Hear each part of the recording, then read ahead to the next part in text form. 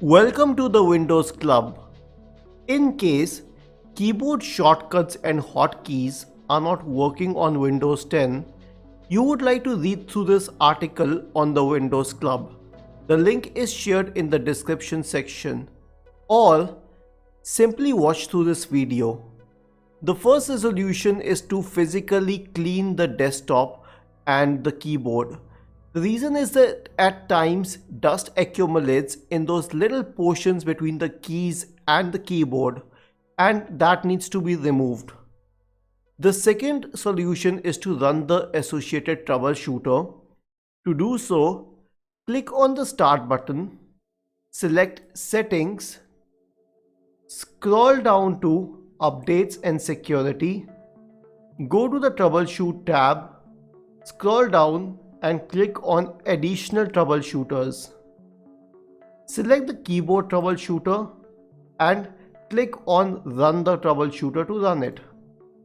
The next resolution would be to connect the keyboard to a different USB port to check whether the problem was with the USB port or the keyboard itself. Alternatively, you could also try connecting the keyboard to a different computer just in case the problem is with the hardware itself. Now, another resolution would be to check for any previously installed keyboard software which is preventing the intended function.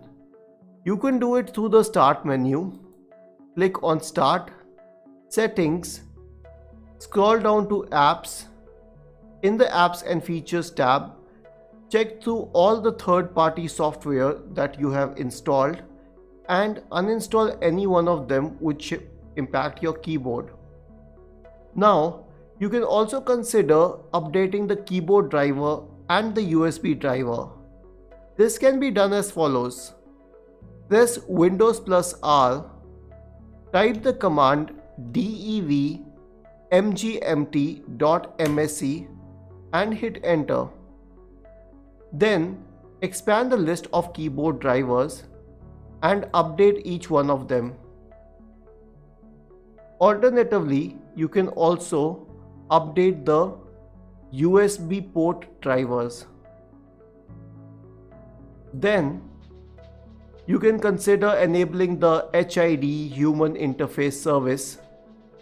To do this, press Windows plus R once again.